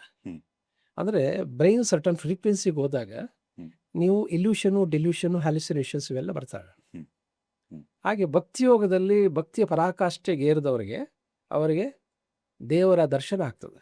ಅಂದರೆ ಅವ್ರು ಹೇಗೆ ಕಲ್ಪಿಸ್ಕೊಂಡಿದ್ದಾರೆ ಹಾಗೆ ಕಾಣ್ತದೆ. ಯಥಾಂತ ಮಾತಾಡಿಸಿದ ಹಾಗೆ, ಮುಟ್ಟುವ ಸ್ಪರ್ಶ ಕೂಡ ಅನುಭವ ಆಗ್ತದೆ. ಓಕೆ, ಇದು ನಮ್ಮ ಒಳಗಡೆ ಅಷ್ಟೊಂದು ಮೆಕ್ಯಾನಿಸಮ್ ಇದೆ. ಮೈಂಡ್ ಮೆಕ್ಯಾನಿಸಮ್, ಸುಪ್ತ ಮನಸ್ಸ. ಅದು ಸುಪ್ತ ಮನಸ್ಸಲ್ಲಿ ಮಾತ್ರ ನಡೀತಕ್ಕಂಥ ಒಂದು ಇದು ಅನುಭವ. ಈಗ ರಾಯರು ರಾಘವೇಂದ್ರ ಸ್ವಾಮಿಗಳು ಅವರು ಯಾವ ಸಮಾಧಿ ಸ್ಥಿತಿ ತಲುಪಿದ್ದು? ಅವರು ಭಕ್ತಿ ಯೋಗದಲ್ಲಿದ್ದರು. ಭಕ್ತಿ ಯೋಗದಲ್ಲಿ, ಭಕ್ತಿ ಯೋಗ, ಜ್ಞಾನಯೋಗ, ಕರ್ಮಯೋಗ, ಲಯಯೋಗ, ರಾಜಯೋಗ, ಈ ಥರ ಬೇರೆ ಬೇರೆ ಯೋಗಗಳಿದೆ. ಭಕ್ತಿ ಯೋಗದಲ್ಲಿ ದೇವರನ್ನು ಪ್ರಧಾನವಾಗಿ ಉಪಾಸನೆ ಮಾಡ್ತಕ್ಕಂಥದ್ದು. ಅವರು ಮೂಲರಾಮನನ್ನು ಉಪಾಸನೆ ಮಾಡ್ತಿದ್ರು, ಹಾಗೆ ಪಂಚಮುಖಿ ಹನುಮಾನ್ ಉಪಾಸಕರಾಗಿದ್ದರು. ಉಪಾಸಕರವರು. ಓಕೆ, ಆ ಉಪಾಸಕರಾಗಿದ್ದರಿಂದ ಅವರಿಗೆ ಜಪ, ನಿರಂತರವಾಗಿ ಜಪ ಮಾಡ್ತಾ ಮಾಡ್ತಾ ಮಾಡ್ತಾ ಮಾಡ್ತಾ ಅವರಿಗೆ ಅಸಮಾಧಿ ಪ್ರಾಪ್ತಿ ಆಗ್ತದೆ. ನೀವು ಸಮಾಧಿ ಪ್ರಾಪ್ತಿ ಆಗಬೇಕಾದ್ರೆ ಒಂದೇ ಮಾಡಬೇಕು ಅಂತಿಲ್ಲ, ಸುಮಾರು ಹಾದಿಗಳಿದೆ. ಈಗ ಧ್ಯಾನ, ಇದು ಬುದ್ಧ ಜಪ ಮಾಡಲಿಲ್ಲ, ಬುದ್ಧ ಧ್ಯಾನ ಮಾಡ್ದ, ಅವನಿಗೂ ಸಮಾಧಿ ಪ್ರಾಪ್ತಿ ಆಯಿತು. ರಮಣರು ನಿಶ್ಶಬ್ದವಾಗಿದ್ದರು, ಮೌನದಲ್ಲಿದ್ದರು, ಮೌನ ಋಷಿ ಅಂತಲೇ ಅವ್ರಿಗೆ ಹೆಸರು, ಅವ್ರಿಗೂ ಸಮಾಧಿ ಪ್ರಾಪ್ತಿ ಆಯಿತು. ಅದು ಹೇಗೆ ಸಾಧ್ಯ ಆಗತ್ತೆ? ಅದು ಹೇಳಿದ್ನಲ್ಲ, ಬೇರೆ ಬೇರೆ ತಂತ್ರಗಳಿವೆ, ಮಾರ್ಗಗಳಿವೆ. ಈಗ ದೆಹಲಿಗೆ ಬೆಂಗಳೂರಿಂದ ಫ್ಲೈಟಲ್ಲಿ ಹೋಗ್ಬೋದು, ಹೈದರಾಬಾದಿಂದ ಟ್ರೈನಲ್ಲಿ ಹೋಗ್ಬೋದು, ಲಕ್ನೋಯಿಂದ ಬಸ್ಸಲ್ಲಿ ಹೋಗ್ಬೋದು. ಗಮ್ಯಸ್ಥಾನ ದೆಹಲಿನೇ, ಮಾರ್ಗಗಳು ಬೇರೆ ಬೇರೆ ಇದೆಯಲ್ಲ. ನಾನು ಇತ್ತೀಚೆಗೆ ಒಂದು ತಿಂಗಳ ಮುಂಚೆ ಅನ್ಸುತ್ತೆ ಇದಕ್ಕೆ ಹೋಗಿದ್ದೆ, ಡೆಲ್ಲಿಗೆ ಹೋಗಿದ್ದೆ. ಆಮೇಲೆ ಮತ್ತಲ್ಲಿ ಮಥುರಾಗೆ ಹೋಗಿ, ಬೃಂದಾವನಕ್ಕೆ ಹೋಗಿ ನೀಮ್ ಕರೋಳಿ ಬಾಬಾ ಅವರ ಆಶ್ರಮಕ್ಕೆ ಕೂಡ ಭೇಟಿ ಹೋಗಿ ಬಂದೆ. ಅಲ್ಲಿ ಹೋಗಿದ್ದಾಗ ನೀಮ್ ಕರೋಳಿ ಬಾಬಾ ಅವರು ಎಲ್ಲಿ ಸಮಾಧಿ, ಅಂದರೆ ಅವ್ರು ಎಲ್ಲಿ ಸಮಾಧಿ ಆದರೂ ಸ್ಥಳ, ಅಥವಾ ಅವ್ರದ್ದೊಂದು ಮೆಡಿಟೇಷನ್ ರೂಮ್ ಇದೆ, ಕೂತಿದ್ದ ಕಡೆಯಿಂದನೇ ಆ ಪ್ಲೇಸಲ್ಲಿ ನಾನು ಕೂಡ ಧ್ಯಾನ ಮಾಡಿದೆ. ಅದೇನೋ ಒಂಥರ ಡಿಫ್ರೆಂಟ್ ಎಕ್ಸ್ಪೀರಿಯನ್ಸ್ ಗುರುಜಿ. ಏನು ಅಂದರೆ, ಈಗ ಉದಾಹರಣೆಗೆ, ಈಗ ಮಹಾತ್ಮ ಬುದ್ಧ ಕೂಡ ಪ್ರಪಂಚ ಸುತ್ತಲಿಲ್ಲ, ಒಂದೇ ಮರದ ಕೆಳಕ್ಕೂ ಕೂತ್ಕೊಂಡು ಕಣ್ಣು ಮುಚ್ಕೊಂಡು ಅವ್ರು ಮಾಡಿದಂಥ ಧ್ಯಾನ ಏನಿತ್ತಲ್ಲ, ಉಸಿರು ತಗೋ ಉಸಿರು ಬಿಡು, ನಿನ್ನ ಒಂದು ಬ್ರೀತಿಂಗ್ನ ಅಬ್ಸರ್ವ್ ಮಾಡು ಅಂತ. ಈಗ ನೀವು ಕೂಡ ನನಗೆ ಹೇಳ್ಕೊಟ್ಟಿದ್ದು ಮೆಡಿಟೇಷನ್, ಡಿಫ್ರೆಂಟ್ ಮೆಡಿಟೇಷನ್ಸ್ ಹೇಳ್ಕೊಟ್ರಿ, ಸಿಂಪಲ್ ಮಂಕಿ ಮೆಡಿಟೇಷನ್ ಅಂತ ಕೂಡ ಹೇಳ್ಕೊಟ್ರಿ. ಬರೀ ಉಸಿರನ್ನ ಗಮನಿಸು ಸಾಕು ಅಷ್ಟೆ. ಬರೀ ನಾನು ಕಣ್ಣು ಮುಚ್ಚಿ ನಾನು ಉಸಿರು ತಗೊಂಡು ಉಸಿರು ಬಿಡೋದ್ರಿಂದ ಧ್ಯಾನ ಸ್ಥಿತಿ ಅಟೆಂಡ್ ಆಗೋದು, ನನಗೆ ಮೋಕ್ಷ ಪ್ರಾಪ್ತಿ ಆಗೋದು, ಅಥವಾ ಜೀವನದಲ್ಲಿ ಯಾರೂ ಕಾಣದೇ ಇರ್ತಕ್ಕಂಥ ಆ ಸಂತೋಷನ ಕಂಡುಕೊಂತೀವಲ್ಲ, ಅದೆಲ್ಲ ಹೇಗೆ ಸಾಧ್ಯ ಆಗತ್ತೆ ಗುರುಜಿ? ಯಾಕಂದ್ರೆ ನನಗೆ ಇನ್ ಡೀಟೇಲ್ ನನಗೆ ಗೊತ್ತು, ನಾನು ಹೇಳ್ತಿರೋದು. ಆದರೆ ಈಗ ನಮ್ಮ ಸ್ನೇಹಿತರು ನೋಡ್ತಿರೋರಿಗೆ ಹೇಗದು ವರ್ಕ್ ಆಗತ್ತೆ?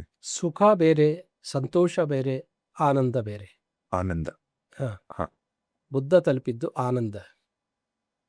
ಸಂತೋಷ, ಸುಖ ಇದೆಯಲ್ಲ, ಇವು ಇಂದ್ರಿಯ ವೇದ್ಯವಾದ, ಟೆಂಪರರಿ, ಇಂದ್ರಿಯ. ಓಕೆ, ನೋಡುವ ಸುಖ, ಕೇಳುವ ಸುಖ, ರುಚಿಯ ಘ್ರಾಣಿಸುವ ಸುಖ, ಇವು ಟೆಂಪರರಿ, ಇವು ಪರ್ಮನೆಂಟಾಗಿ ನಿರಂತರವಾಗಿರೋದಿಲ್ಲ. ಆದರೆ ಆತ್ಮಿಕ ಸುಖ ಇದೆಯಲ್ಲ, ಅದು ನಿರಂತರ, ಅದನ್ನು ಆನಂದ ಅಂತಾರೆ, ಸುಖ ಅನ್ನೋದಿಲ್ಲ. ಅದನ್ನು ಗಳಿಸೋದಕ್ಕೆ ಎಲ್ಲರೂ ಸಾಧನೆಗೆ ಇಳಿದಿದ್ದು. ಅದಕ್ಕೆ ಹಾಗೆ ಸಾಧಿಸಿದವರ ಹೆಸರಲ್ಲಿ ಕೊನೆಯಲ್ಲಿ ಆನಂದ ಅಂತ ಇಡ್ತಾರೆ. ಪರಮಾನಂದ, ಸುಖಬೋಧಾನಂದ, ಆನಂದ ಆನಂದ ಅಂತ ಹೇಳಿ. ಓಕೆ ಅಂದ್ರೆ ಓಕೆ ಓಕೆ ಆನಂದವನ್ನ ಅನ್ವೇಷಣೆ ಮಾಡ್ತಕ್ಕಂಥ ಸಾಧನವೇ ಧ್ಯಾನ.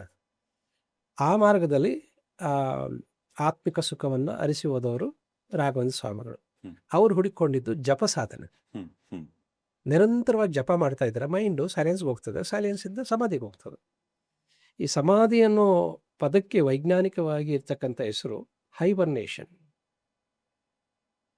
ಈ ಮನುಷ್ಯ ಈ ಸಮಾಧಿಯನ್ನು ಕಲ್ತಿದ್ದೆ ಪ್ರಾಣಿಗಳಿಂದ. ಇದು ಬಹಳ ಜನಕ್ಕೆ ಗೊತ್ತಿಲ್ಲದೆ ಇರ್ತಕ್ಕಂಥ ಸಂಗತಿ. ಹಿಂದಿನ ಕಾಲದಲ್ಲಿ ಪೋಲಾರ್ ಬೇರ್ಸು ಅಂತ ಹಿಮಾಲಯದಲ್ಲಿ ಬೇಕಾದಷ್ಟು ಇರ್ತದೆ. ಹಿಮ ಎಲ್ಲಿರ್ತದೆ ಅಲ್ಲಿ ಪೋಲಾರ್ ಬೇರ್ಸ್ ಇರ್ತದೆ. ಕರಡಿ ತರ ಇರುತ್ತೆ ಆಕಾರ. ಕರಡಿ, ಬಿಳಿ ಕರಡಿ, ಹಿಮಕರಡಿ. ಹಾ.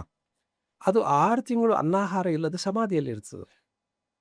ಅದಕ್ಕೆ ಲಾಂಗ್ ಸ್ಲೀಪ್, ವಿಂಟರ್ ಸ್ಲೀಪ್ ಅಂತಾರೆ. ಇವಾಗಲೂ ಇವೆ. ಈಗ ಏನು ಇದಿದೆಯಲ್ಲ ಧ್ರುವ ಪ್ರದೇಶಗಳು ಅಲ್ಲಿರ್ತವೆ. ಅವು 6 ತಿಂಗಳು ಊಟ ಮಾಡೋದಿಲ್ಲ, ಬದುಕಿರ್ತವೆ. ಕಂಪ್ಯೂಟ್ರಲ್ಲಿ ಕೂಡ ಹೈಬರ್ನೇಟ್ ಮೋಡ್ ಅಂತ ಒಂದು ಆಪ್ಷನ್ ಇದೆ. ಅಂದರೆ ಆ ಸ್ಥಿತಿಗೆ ಹೋದಂಥ ಪ್ರಾಣಿಗಳಾಗಲಿ, ಪಕ್ಷಿಗಳಾಗಲಿ, ಕೀಟಗಳಾಗಲಿ ಅವು ಬಹು ದೀರ್ಘಕಾಲ ಯಾವುದೇ ಎಕ್ಸ್ಟರ್ನಲ್ ಸಪೋರ್ಟ್ ಇಲ್ಲದೆ, ಫುಡ್ ಇಲ್ಲದೆ, ಚೈತನ್ಯ ಇಲ್ಲದೆ ಬದುಕ್ಬೋದು. ಅರ್ಥ ಆಗ್ತಾ ಇದೆಯಾ? ಅಂಥದ್ದನ್ನು ನೋಡಿದಂಥ ಮನುಷ್ಯ ನಾನು ಹೀಗಿರ್ಬೋದೇ ಅನ್ನೋ ಪ್ರಯತ್ನ ಮಾಡ್ದ, ಅದರಲ್ಲಿ ಸಫಲನಾದ. ಅದೇ ಸಮಾಧಿ. ಇನ್ಫ್ಯಾಕ್ಟು ನಮಗಿಂತ ದೀರ್ಘಕಾಲ ಸಮಾಧಿಗೆ ಹೋಗ್ತಕ್ಕಂಥ ಕೀಟಗಳು, ಹುಳುಗಳು, ಉಪ್ಪಟೆಗಳಿವೆ. ನೆಲದಲ್ಲಿ ಮುಚ್ಚಿ ಹೋಗಿರ್ತವೆ. ಕಪ್ಪೆಗಳು ಹೋಗ್ತವೆ, ಹಾವುಗಳು ಹೋಗ್ತವೆ, ಕರಡಿಗಳು ಹೋಗ್ತವೆ. ಸುಮಾರು ಜೀವರಾಶಿಗಳಲ್ಲಿ ಈ ಸಮಾಧಿ ಅನ್ನೋದು ಕಾಮನ್ ಇದೆ. ಆದರೆ ಮನುಷ್ಯನ ವಿಷಯಕ್ಕೆ ಬಂದಾಗ ಅದು ವಿಶೇಷ ಆಗ್ತದೆ. ಈ ಸಮಾಧಿಗೆ ಹೋಗೋದು ಪಕ್ಷಿಗಳಿಗೆ, ಕೀಟಗಳಿಗೆ, ಉಳಿದ ಎಲ್ಲಕ್ಕೆ ಮನುಷ್ಯನ ಬಿಟ್ಟು ಅವಕ್ಕೆ ಭಗವಂತ ಕೊಟ್ಟಿರ್ತಕ್ಕಂಥ ವರ. ಆದರೆ ಮನುಷ್ಯನಿಗೆ ಆ ವರ ಇಲ್ಲ. ಇವನು ಅದನ್ನು ಸಾಧನೆಯಿಂದ ಸಿದ್ಧಿಸ್ಕೊಳ್ತದೆ. ಅದೇ ಸಾಧನೆ. ರಾಯರು ಹೋಗಿದ್ದು ಕೂಡ ಅಂತಹದೇ ಒಂದು ಸ್ಥಿತಿಯಲ್ಲಿ. ಅದಕ್ಕೆ ಅವರು ಬದುಕಿದ್ದಾಗಲೇ ಜೀವಂತ ಸಮಾಧಿ ಅಂತಂದ್ರೆ ಏನು ಅಂತಂದರೆ, ಬದುಕಿದ್ದಾಗಲೇ ಹೈಬರ್ನೇಟ್ ಸ್ಟೇಟ್ಗೆ ಹೋದರು.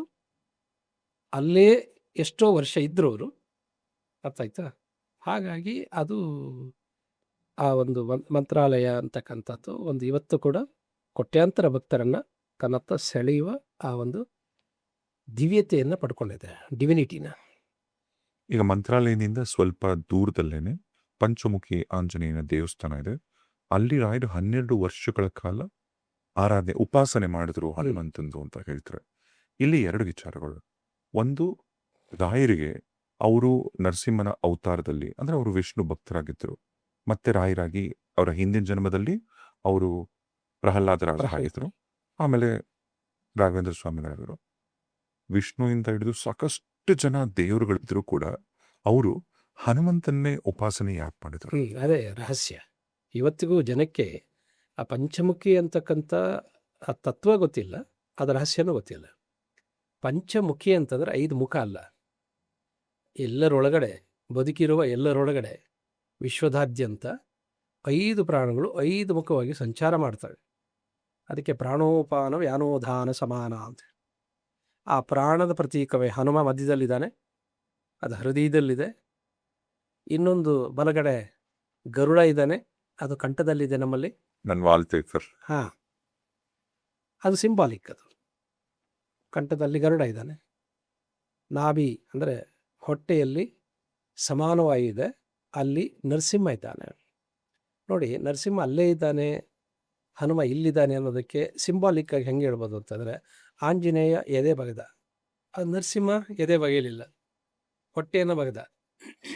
ಯಾಕೆಂದರೆ ಆ ಜಾಗ ಅವಂದು, ಈ ಜಾಗ ಇವಂದು ಅಂತ ಹೇಳೋದಕ್ಕೆ ಮಾರ್ಮಿಕವಾಗಿ. ಓಕೆ.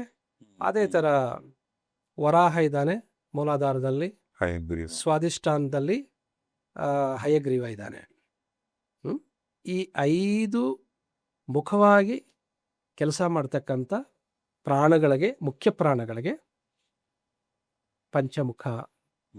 ರಾಮನ ಮುಖ್ಯ ಪ್ರಾಣ ಹನುಮ ಅವನಿಗೆ 5 ಮುಖ ಇದೆ. ಅಂದರೆ ಅವನು 5 ಕಡೆ ಕೆಲಸ ಮಾಡ್ತಾನೆ. ಮುಖ ಅಂತಂದರೆ ಫೇಸ್ ಅಲ್ಲ, ಪಶ್ಚಿಮ ಮುಖವಾಗಿ, ಪೂರ್ವಾಭಿಮುಖವಾಗಿ, ಉತ್ತರಾಭಿಮುಖವಾಗಿ ಅಂತ ಹೇಳಲ್ವಾ, ಅಭಿಮುಖವಾಗಿ ಕೆಲಸ ಮಾಡ್ತಕ್ಕಂಥ ಈ ಪ್ರಾಣಗಳ ದ್ಯೋತಕವೇ ಪಂಚಮುಖಿ ಹನುಮಾನ್. ರಾಯರು ಪ್ರಾಣೋಪಾಸಕರು ಆಗಿದ್ದರು, ಆತ್ಮೋಪಾಸಕರು ಆಗಿದ್ದರು. ಆತ್ಮೋಪಾಸನೆಯ ದ್ಯೋತಕವಾಗಿ ಮೂಲರಾಮನನ್ನ ಪೂಜೆ ಮಾಡ್ತಿದ್ರು, ಶ್ರೀರಾಮನನ್ನ ಅಲ್ಲ. ಮೂಲರಾಮ. ಹಾಗಾದರೆ ಶ್ರೀರಾಮ ಅಂತ ಡೈರೆಕ್ಟ್ ಹೇಳ್ಬೋದಾಗಿತ್ತಲ್ಲ. ಮೂಲರಾಮ ಅನ್ನೋ ಒಂದು ಪದ ಬಳಸಿದಾರಲ್ಲ. ಆದಿ ಅನಾದಿ ಅವಿನಾಶಿ ಆತ್ಮಕ್ಕೆ ಇನ್ನ ಹೆಸರು ರಾಮ. ಅಂದ್ರೆ ಈ ರಾಮ ಹಿಂದೆನೂ ಇತ್ತ ಮುಂದೆನೂ ಇರ್ತಾನೆ. ಆತ್ಮಾರಾಮ ಆನಂದಧಾಮ. ಓಕೆ, ಈ ಮೂಲರಾಮ ಅಂದ್ರೆ ಯಾರು ಗುರು? ಆತ್ಮ. ಆತ್ಮ. ಅದನ್ನೇ ತಿಳ್ಕೊಳ್ಬೇಕಾದ್ದು. ಅರ್ಥ ಆಗ್ತಾ ಇದೆಯಾ? ಅದರ ಅನ್ವೇಷಣೆನೇ ಅಧ್ಯಾತ್ಮ. ಅಧ್ಯಾತ್ಮ ಅಂತಂದ್ರೆ ಆತ್ಮನ ಅಧ್ಯಯನವೇ, ಆತ್ಮದ ಅನ್ವೇಷಣೆಯೇ ಅಧ್ಯಾತ್ಮ. ಆತ್ಮನ ಅಧ್ಯಯನವೇ ಅಧ್ಯಾತ್ಮ. ಆತ್ಮಕ್ಕೆ ಆದ್ಯತೆ ಕೊಡುವುದೇ ಆಧ್ಯಾತ್ಮ. ಅಂದ್ರೆ self Discovery is the purpose of life. ನೀನು ಏನೇನೋ ಮಾಡ್ಕೊಂಡ್ರೂ ಕೂಡ ಫೈನಲಿ ನೀನು ಒಬ್ಬನೇ ಕೂತ್ಕೊಂಡು ಏನು ತಿಳ್ಕೊಳ್ಬೇಕು, ನಾನು ಯಾರು ಅಂತ ತಿಳ್ಕೊಳ್ತಕ್ಕಂಥ ಸಾಧನೆ ಇದೆಯಲ್ಲ, ಅದೇ ಅಧ್ಯಾತ್ಮ. ಅದನ್ನು ಸ್ಪಿರಿಚುವಾಲಿಟಿ ಅಂತಾರೆ. ಆದರೆ ಸ್ಪಿರಿಚುವಾಲಿಟಿಗೂ ಧರ್ಮಕ್ಕೂ ಅಜಗಜಾಂತರ ವ್ಯತ್ಯಾಸ ಇದೆ. ಈಗ ನಾವು ನೋಡ್ತಾ ಇದೀವಲ್ಲ ಪ್ರಪಂಚದಾದ್ಯಂತ, ಅವರು ಧಾರ್ಮಿಕರು, ಆಧ್ಯಾತ್ಮಿಕರಲ್ಲ. ಸಾಕ್ರಟಿಸನ್ನ ಆಧ್ಯಾತ್ಮ ಸ್ಪಿರಿಚುವಲ್ ಪರ್ಸನ್ ಅಂತ ಹೇಳ್ಬೋದು, ವಿವೇಕಾನಂದನ ಸ್ಪಿರಿಚುವಲ್ ಪರ್ಸನ್ ಅಂತ ಹೇಳ್ಬೋದು. ಅವರು ಧಾರ್ಮಿಕರಲ್ಲ. ಅವರಿಗೆ ಎಲ್ಲ ಧರ್ಮಗಳು ಸಮ. ಧರ್ಮನೇ ಇಲ್ಲ ಅವನಿಗೆ. ಫಸ್ಟ್ ಅವ್ರಿಗೆ ಧರ್ಮನೇ ಇಲ್ಲ. ಆ ಜಾತಿನೂ ಇಲ್ಲ, ಕುಲ ಇಲ್ಲ, ಮತ ಇಲ್ಲ, ಗೋತ್ರ ಇಲ್ಲ, ಅತೀತವಾಗಿರ್ತಾನೆ ಅವನು. ಅವನು ಅಧ್ಯಾತ್ಮ, ಅವನು ರಮಣರು.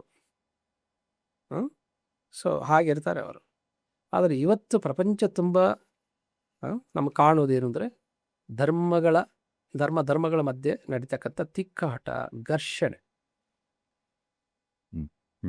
ಯಾಕೆಂತಂದರೆ ಅದನ್ನು ಬಹಳ ಕಲುಷಿತ ಮಾಡಿಬಿಟ್ಟಿವಿ ನಾವು. ಧಾರ್ಮಿಕ ಜೀವನ ಬೇರೆ. ಧಾರ್ಮಿಕ ಜೀವನ ಅಂತಂದರೆ ಪೂಜೆ ಮಾಡೋದು, ದೇವಸ್ಥಾನಕ್ಕೆ ಹೋಗಿ ಬರೋದು, ತಿಲಕ ಇಟ್ಕೊಳ್ಳೋದು, ನಾಮ ಇಟ್ಕೊಳ್ಳೋದು, ಸಿಂಧೂರ ಇಟ್ಕೊಳ್ಳೋದು, ವಿಭೂತಿ ಇಟ್ಕೊಳ್ಳೋದು, ಜಪಮಾಲೆ ಹಾಕ್ಕೊಳ್ಳೋದು, ಕಾಷಾಯ ಹಾಕ್ಕೊಳ್ಳೋದು. ಅರ್ಥಾಗ್ತಾ ಇದೆಯಾ? ಇವೆಲ್ಲ ಧಾರ್ಮಿಕ ಜೀವನ. It cannot be spirituality. Swami ವಿವೇಕಾನಂದರು ನೀವು ಜಪಮಾಲೆ ಹಾಕ್ಕೊಂಡಿರೋದು, ವಿಭೂತಿ ಇಟ್ಟಿರೋದು, ಭಸ್ಮಧಾರಣೆ ಮಾಡಿರೋದು ಏನಾದ್ರು ನೋಡಿದ್ರೆ ನೀವು? ಪೂಜೆ ಮಾಡಿರೋದು ಇಲ್ಲ. ಸೊ ಸಾಧನೆಗಳಲ್ಲಿ ಎರಡಿದೆ. ಒಂದು ಏನು ಸಗುಣೋಪಾಸನೆ. ಉಪಾಸನೆಗಳಲ್ಲಿ ಎರಡು: ಸಗುಣೋಪಾಸನೆ, ನಿರ್ಗುಣೋಪಾಸನೆ.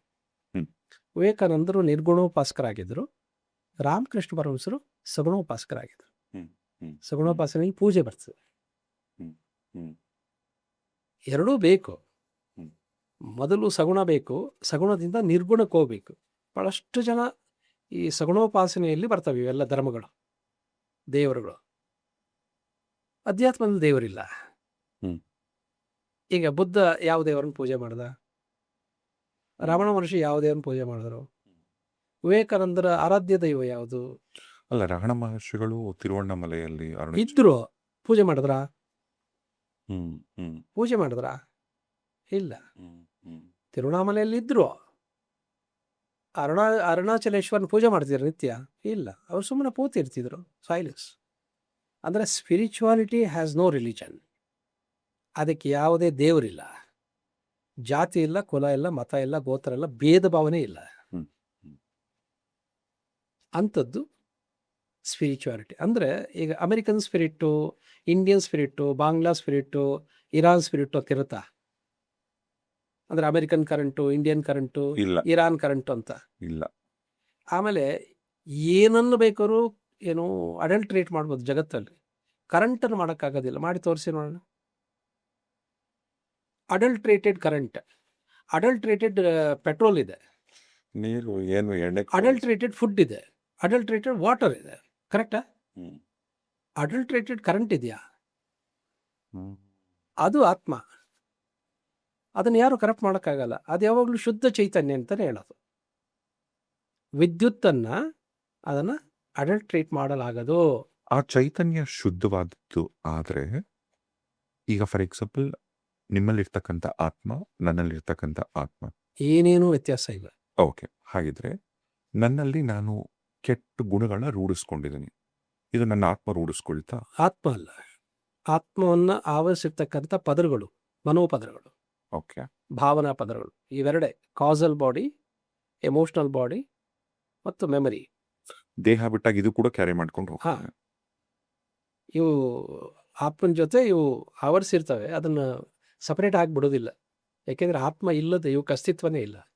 ಈಗ ರಾಯರು ಸಮಾಧಿ ಸ್ಥಿತಿ, ಸಮಾಧಿಗೆ ಜೀವಂತ ಅದು ಆ ಸ್ಥಿತಿಗೆ ಹೋದಾಗ ದೇಹ ಸಮೇತ ಹೋದ್ರು ರಾಯರು.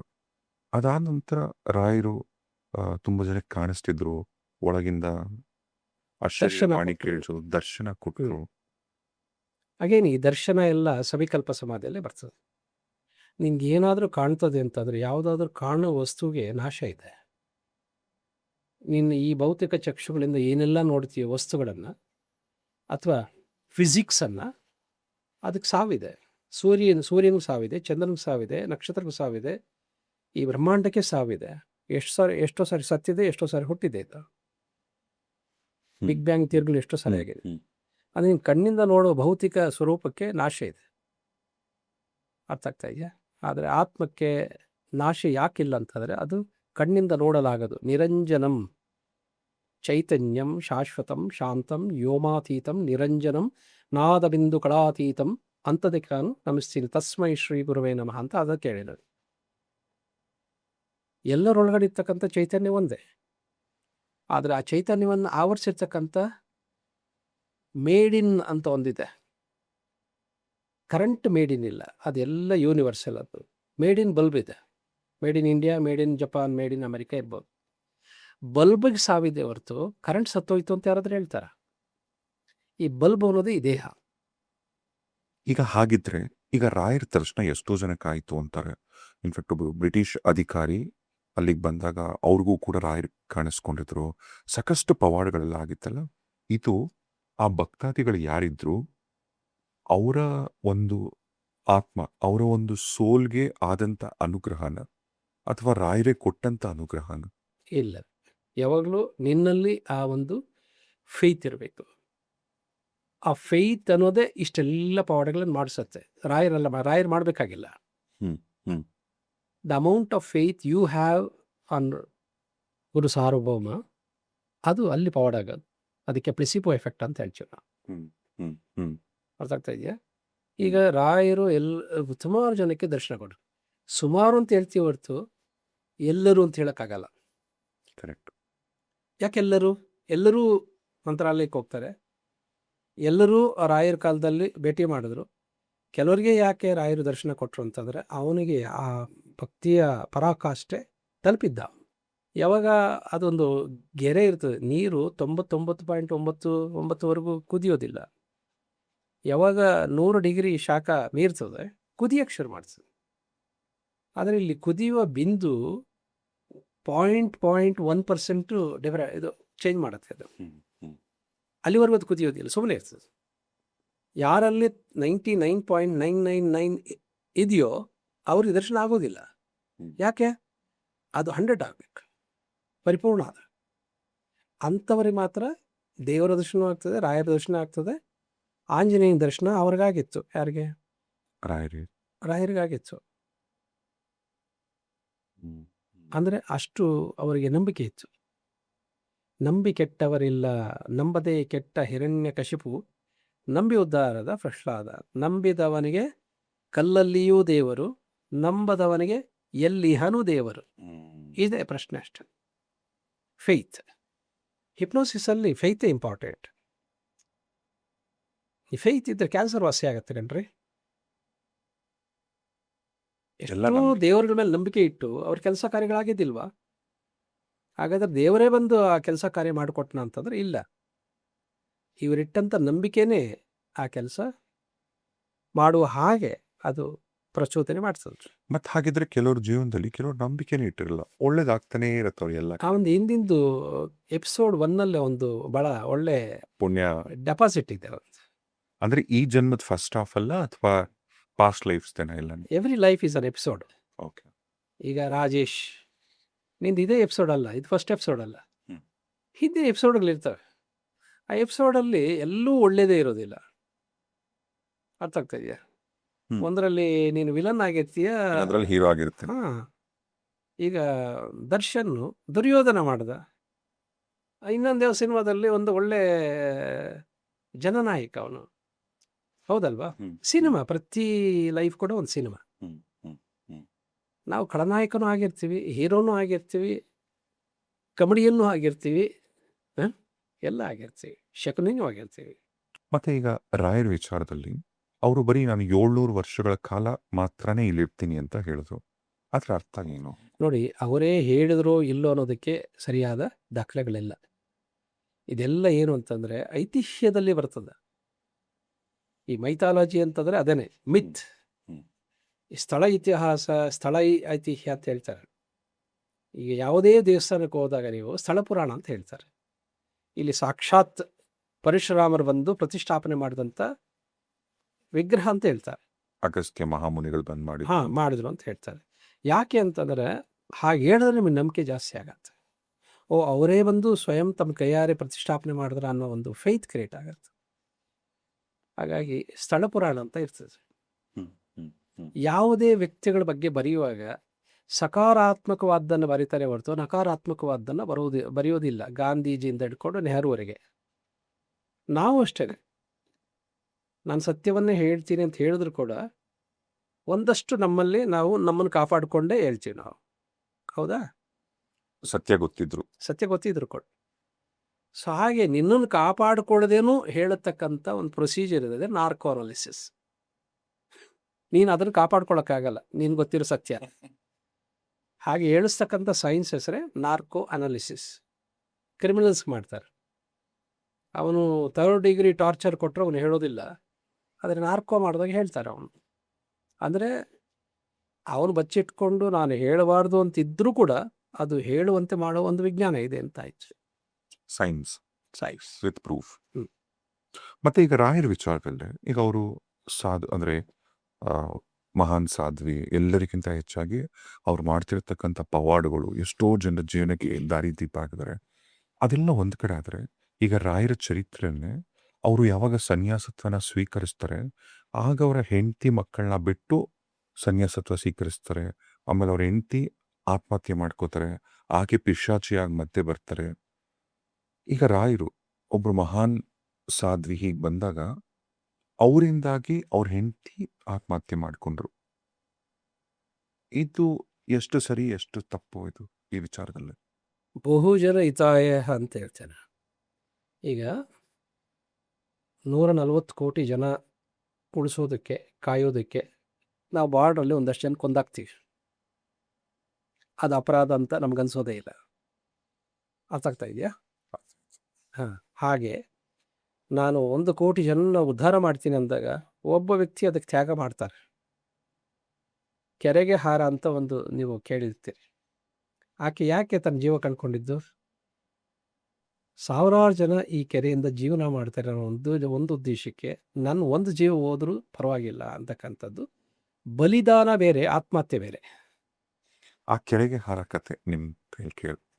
ಅದೇ ಎಷ್ಟೋ ಸಾರಿ ಕಟ್ಟಿದ್ರು ಕೂಡ ಅದು ನಿಲ್ಲಿಲ್ಲ ಅನ್ನೋದು ಒಂದು ಗೌಡ್ರು ಕಟ್ಟಿಸಿದ ಕೆರೆ. ಒಂದು ಕೆರೆ ಕಟ್ಟೆ ನಿಲ್ತಿರ್ಲಿಲ್ಲ. ಆವಾಗ ಆಕೆ ಸೊಸೆ, ಗೌಡ್ರ ಸೊಸೆ, ಆ ಕೆರೆ ಕಟ್ಟಿದ ಮೇಲೆ ಅದು ತುಂಬಿರ್ತದೆ. ಆ ತುಂಬಿದ ಕೆರೆಗೆ ಹೋಗ್ಬಿಟ್ಟು ಹಾರ್ಕೊಳ್ತಾಳೆ. ಆಕೆ ಗೀಜು ಬರ್ತಿರ್ಲಿಲ್ಲ. ಆವಾಗ ಕೆರೆ ಕಟ್ಟೆ ಒಡೆಯೋದು ನಿಂತೋಯ್ತು ಅಂತ ಒಂದು ಪ್ರತೀತಿ. ಪ್ರತಿ ಸಾರಿ ಕೆರೆ ತುಂಬಿದಾಗ ಕಟ್ಟೆ ಹೊಡಿತಾ ಇತ್ತು. ಆ ಒಡ್ಡು ಕಟ್ತಾರಲ್ಲ, ಅದು ಒಡೆದೋಗ್ತಾ ಇತ್ತು. ಎಷ್ಟೋ ಜನಕ್ಕೆ ಜೀವನ ನಷ್ಟ.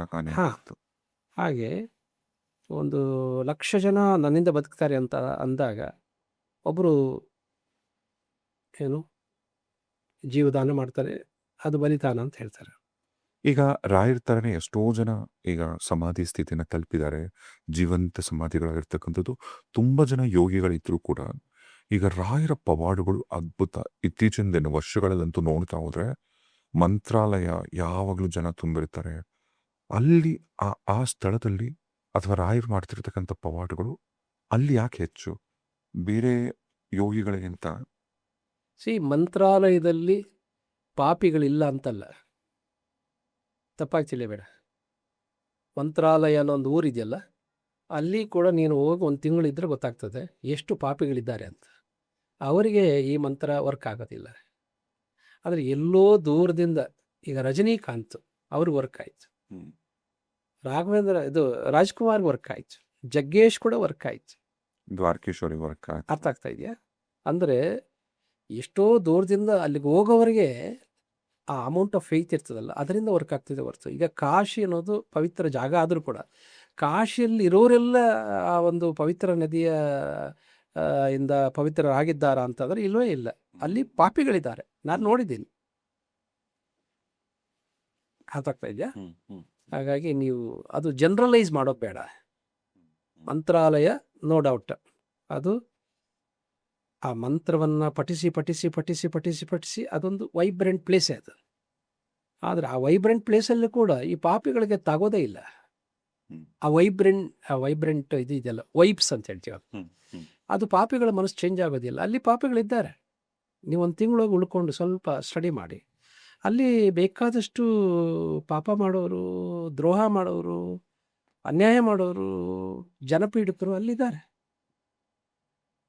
ಅವರಿಗೆ ರಾಯರು ಇದು ಯಾಕೆ ಪವಾಡ ಆಗಲಿಲ್ಲ ಅಂತ ಪ್ರಶ್ನೆ ಬರ್ತದೆ. ಪವಾಡ ಆಗಬೇಕಾದ್ರೆ ನೀನು ರೆಡಿ ಇರಬೇಕು. ನಾನು ಅವಾಗಲೇ ಹೇಳಿದ್ದೀನಿ, ನಿನ್ನಲ್ಲಿ 100% ಫೇತ್ ಇದೆಯಾ, ನೀ ಪ್ರಿಪೇರ್ ಆಗಿರೋ. ಮತ್ತು ಅವನಿಗೆ ಯಾಕೆ ಮಂತ್ರಾಲಯದಲ್ಲಿ ಇದ್ರೂ ಕೂಡ ಅವನಿಗೆ ವರ್ಕ್ ಆಗಲಿಲ್ಲ ಅಂದರೆ ಅವ್ನ ಫೇತೇ ಇಲ್ಲ. ಈಗ ತಿರುಪ್ತಿಗೆ ನಾವು ಇಲ್ಲಿಂದ ನಡ್ಕೊಂಡು ಹೋಗ್ತೀವಿ, ಪಾದಯಾತ್ರೆ ಹೋಗ್ತೀವಿ.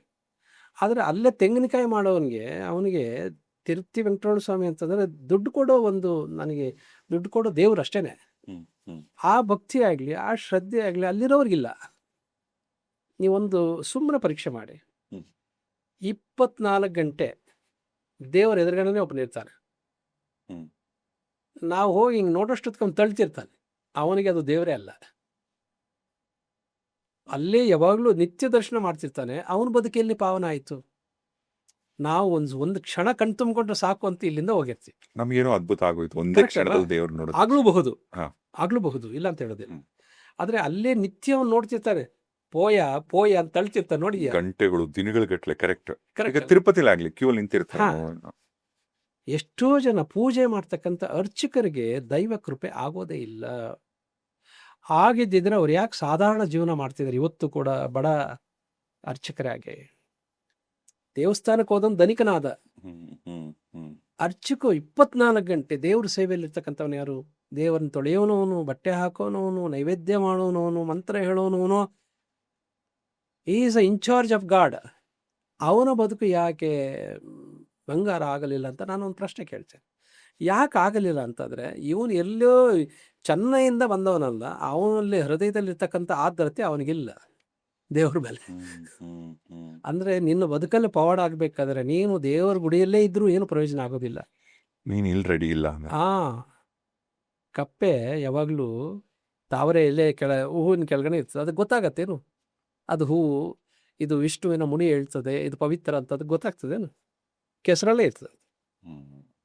ಹಾಗೆ ಇಲ್ಲಿ ನೋಡೋದು ಗಮನಿಸ್ಬೇಕಾದ್ದು, ಯಾತ್ರಾರ್ಥಿಗಳು ಎಲ್ಲಿಂದನೂ ಅಮರನಾಥಕ್ಕೆ ಹೋಗ್ತಾರೆ, ವೈಷ್ಣವ ದೇವಿಗೆ ಹೋಗ್ತಾರೆ, ತಿರುಪ್ತಿಗೆ ಹೋಗ್ತಾರೆ, ಕಾಲ್ನಡಿಗೆಯಲ್ಲಿ ಹೋಗ್ತಾರೆ, ಹರಕೆ ಹೊತ್ಕೊಂಡು ಹೋಗ್ತಾರೆ, ಉಪವಾಸ ಇದ್ಕೊಂಡು ಹೋಗ್ತಾರೆ. ಅವರಿಗೆಲ್ಲ ವರ್ಕ್ ಆಗ್ತದೆ. ಎಲ್ರಿಗೂ ಆಯ್ತಾ? ಎಲ್ರಿಗೂ ಆಗಲ್ಲ. ಯಾರು 100 ಕ್ರಾಸ್ ಆಗಿದ್ದಾರೋ ಅವನ ಬದುಕಲ್ಲಿ ಪವಾಡ ಆಗ್ತದೆ. ಅದು ಆಗಿದ್ದು ಅಂತರ್ಮನಸ್ಸಿಂದಾನೆ. ಅಗೇನ್ ಹಿಪ್ನೋಸಿಸ್ ಅದನ್ನು ಹೇಳ್ತದೆ. ಹಿಪ್ನೋಸಿಸ್ ಕಲ್ತವರಾಗಲಿ, ಹಿಪ್ನೋಟೈಸ್ ಮಾಡಿದವರೆಲ್ಲ ಯಾಕೆ ಒಂದು 100% ಅವರಿಗೆ ರಿಸಲ್ಟ್ ಬರಲ್ಲ ಅಂತಂದರೆ ಫೇತ್ ಇರೋದಿಲ್ಲ. ಫೇತ್ ಬರಬೇಕಾದ್ರೆ, ಕಾಯಿಲೆ ವಾಸಿ ಆಗಬೇಕಾದ್ರೆ, ಕ್ಯಾನ್ಸರ್ ಅಂತ ಕಾಯಿಲೆ ವಾಸಿ ಆಗಬೇಕಾದ್ರೆ ಅವನಿಗೆ ಫೇತ್ ಇರಬೇಕು. ಇದು ಅಮೆರಿಕದಲ್ಲಿ ಇದನ್ನು ಪ್ರಯೋಗಕ್ಕೊಳಪಡಿಸಿದ್ದಾರೆ. ಈ ಫೇತ್ ಹೆಂಗೆ ವರ್ಕ್ ಆಗುತ್ತೆ, ಹೆಂಗೆ ಎಂಥ ವಾಸಿಯಾಗದ ಕಾಯಿಲೆಗಳನ್ನು ಹೆಂಗೆ ವಾಸಿ ಮಾಡುತ್ತೆ ಅನ್ನೋದು ಇದು ಪರೀಕ್ಷೆ ಆಗಿದೆ ಇದರ ಮೇಲೆ. ಈಗ ರಾಯರು ದೇಹ ಸಮೇತ ಹೋದ್ರು. ರಾಯರು ಅದಾದ ನಂತರ ರಾಯರು ತುಂಬಾ ಜನಕ್ಕೆ ಕಾಣಿಸ್ತಿದ್ರು, ವಾಣಿ ಕೇಳಿದ್ರು, ದರ್ಶನ ಕೊಟ್ಟರು. ನಿಮ್ಗೆ ಏನಾದರೂ ಕಾಣ್ತದೆ ಅಂತಂದ್ರೆ, ಯಾವುದಾದ್ರೂ ಕಾಣೋ ವಸ್ತುಗೆ ನಾಶ ಇದೆ, ಆದರೆ ಆತ್ಮಕ್ಕೆ ನಾಶ ಯಾಕಿಲ್ಲ ಅಂತಂದ್ರೆ ಅದು ಕಣ್ಣಿಂದ ನೋಡಲಾಗದು. ಈಗ ರಾಯರ ದರ್ಶನ ಎಷ್ಟೋ ಜನಕ್ಕಾಯ್ತು ಅಂತಾರೆ. ಆ ಭಕ್ತಾದಿಗಳು ಯಾರಿದ್ರು ಅಥವಾ ರಾಯರೇ ಕೊಟ್ಟಂತ ಅನುಗ್ರಹ ಎಲ್ಲರೂ ಮಂತ್ರಾಲಯಕ್ಕೆ ಹೋಗ್ತಾರೆ, ಎಲ್ಲರೂ ರಾಯರ ಕಾಲದಲ್ಲಿ ಭೇಟಿ ಮಾಡಿದ್ರು. ಕೆಲವರಿಗೆ ಯಾಕೆ ರಾಯರು ದರ್ಶನ ಕೊಟ್ರು ಅಂತಂದ್ರೆ, ಮಂತ್ರಾಲಯ ಯಾವಾಗಲೂ ಜನ ತುಂಬಿರ್ತಾರೆ. ರಾಯರು ಮಾಡ್ತಿರ್ತಕ್ಕಂಥ ಪವಾಡಗಳು ಅಲ್ಲಿ ಯಾಕೆ ಹೆಚ್ಚು? ಮಂತ್ರಾಲಯ ಅನ್ನೋ ಒಂದು ಊರಿದೆಯಲ್ಲ, ಅಲ್ಲಿ ಕೂಡ ನೀನು ಹೋಗಿ ಒಂದು ತಿಂಗಳಿದ್ರೆ ಗೊತ್ತಾಗ್ತದೆ ಎಷ್ಟು ಪಾಪಿಗಳಿದ್ದಾರೆ ಅಂತ. ಅವರಿಗೆ ಈ ಮಂತ್ರ ವರ್ಕ್ ಆಗೋದಿಲ್ಲ. ಆದರೆ ಎಲ್ಲೋ ದೂರದಿಂದ ಈಗ ರಜನಿಕಾಂತ್ ಅವ್ರಿಗೆ ವರ್ಕ್ ಆಯ್ತು, ರಾಜ್ಕುಮಾರ್ ವರ್ಕ್ ಆಯ್ತು, ಜಗ್ಗೇಶ್ ಕೂಡ ವರ್ಕ್ ಆಯ್ತು. ಪವಾಡ ಆಗಬೇಕಾದ್ರೆ ನೀನ್ ರೆಡಿ ಆಗಬೇಕು. ಈಗ ರಾಘವೇಂದ್ರ ಸ್ವಾಮಿಗಳು ಅವರು ಸಮಾಧಿ ತಲುಪಬೇಕಂತ ಸ್ಥಿತಿ ಅಥವಾ ಪರಿಸ್ಥಿತಿ ಯಾಕೆ? ಅದು ಸಮಾಧಿಗಳಲ್ಲಿ 9 ಸಮಾಧಿ ಇದೆ. ಲಯ ಸಮಾಧಿ, ಭಾವ ಸಮಾಧಿ, ಸಹಜ ಸಮಾಧಿ, ಸಾಯುಜ್ಯ ಸಮಾಧಿ. 8ನೇದು ಸವಿಕಲ್ಪ ಸಮಾಧಿ, 9ನೇದು ನಿರ್ವಿಕಲ್ಪ ಸಮಾಧಿ. ನಿರ್ವಿಕಲ್ಪ ಇಸ್ ಅಲ್ಟಿಮೇಟ್. ಅವನಿಗೆ ಇನ್ನೂ ಜನ್ಮ ಇಲ್ಲ, ಜೀವನ್ ಮುಕ್ತ. ರಾಯರು ಅವರು ಯಾವ ಸಮಾಧಿ ಸ್ಥಿತಿ ತಲುಪಿದ್ದು? ಅವರು ಭಕ್ತಿ ಯೋಗದಲ್ಲಿದ್ರು. ಮೂಲರಾಮನನ್ನು ಉಪಾಸನೆ ಮಾಡ್ತಿದ್ರು. ಹಾಗೆ ಪಂಚಮುಖಿ ಹನುಮಾನ್ ನಿರಂತರವಾಗಿ ಜಪ ಮಾಡ್ತಾ ಮಾಡ್ತಾ ಮಾಡ್ತಾ ಮಾಡ್ತಾ ಅವರಿಗೆ ಆ ಸಮಾಧಿ ಪ್ರಾಪ್ತಿ ಆಗ್ತದೆ. ಅವರು ಯಾವಾಗ ಸನ್ಯಾಸತ್ವನ ಸ್ವೀಕರಿಸ್ತಾರೆ, ಆಮೇಲೆ ಅವ್ರ ಹೆಂಡತಿ ಮಾಡ್ಕೋತಾರೆ, ನಾನು 1 ಕೋಟಿ ಜನ ಉದ್ಧಾರ ಮಾಡ್ತೀನಿ ಅಂದಾಗ ಒಬ್ಬ ವ್ಯಕ್ತಿ ಅದಕ್ಕೆ ತ್ಯಾಗ ಮಾಡ್ತಾರೆ. ಆಕೆ ಯಾಕೆ ತನ್ನ ಜೀವ ಕಂಡುಕೊಂಡಿದ್ದು? ಸಾವಿರಾರು ಜನ ಈ ಕೆರೆಯಿಂದ ಜೀವನ ಮಾಡ್ತಾರೆ ಒಂದು ಉದ್ದೇಶಕ್ಕೆ. ನಾನು ಒಂದು ಜೀವ ಹೋದ್ರೂ ಪರವಾಗಿಲ್ಲ ಅಂತಕ್ಕಂಥದ್ದು. ಗೌಡ್ರು ಕಟ್ಟಿಸಿದ ಕೆರೆ, ಆ ಕೆರೆ ಕಟ್ಟಿದ ಮೇಲೆ ಅದು ತುಂಬಿರ್ತದೆ. ಆ ತುಂಬಿದ ಕೆರೆಗೆ ಹೋಗ್ಬಿಟ್ಟು ಹಾರ್ಪಡ್ತಾಳಕ್ಕೆ ಗೀಜ್ ಬರ್ತಿರ್ಲಿಲ್ಲ. ಅವಾಗ ಆ ಕೆರೆ ಕಟ್ಟೆ ಒಡೆಯೋದು ನಿಂತೋಯ್ತು ಅಂತ ಒಂದು ಪ್ರತೀತಿ. ವಿಷ್ಣುವಿಂದ ಹಿಡಿದು ಸಾಕಷ್ಟು ಜನ ದೇವರುಗಳಿದ್ರು ಕೂಡ ಅವರು ಹನುಮಂತನ್ನೇ ಉಪಾಸನೆ ಆಗ್ತಾರೆ. ಅದೇ ರಹಸ್ಯ. ಪಂಚಮುಖಿ ಅಂತಂದ್ರೆ 5 ಮುಖ ಅಲ್ಲ. ಬದುಕಿರುವ ಎಲ್ಲರೊಳಗಡೆ ವಿಶ್ವದಾದ್ಯಂತ 5 ಪ್ರಾಣಗಳು 5 ಮುಖವಾಗಿ ಸಂಚಾರ ಮಾಡ್ತವೆ. ಅದಕ್ಕೆ ಪ್ರಾಣೋಪಾನ ವ್ಯಾನೋಧಾನ ಸಮಾನ ಅಂತ. ಈ 5 ಮುಖವಾಗಿ ಕೆಲಸ ಮಾಡ್ತಕ್ಕಂಥ ಪ್ರಾಣಗಳಿಗೆ, ಮುಖ್ಯ ಪ್ರಾಣಗಳಿಗೆ ಪಂಚಮುಖ. ರಾಯರ ವಿಚಾರದಲ್ಲಿ ಅವರು ಬರೀ ನಾನು 700 ವರ್ಷಗಳ ಕಾಲ ಮಾತ್ರನೇ ಇಲ್ಲಿರ್ತೀನಿ ಅಂತ ಹೇಳಿದ್ರು. ಅವರೇ ಹೇಳಿದ್ರು. ಇದೆಲ್ಲ ಏನು ಅಂತಂದ್ರೆ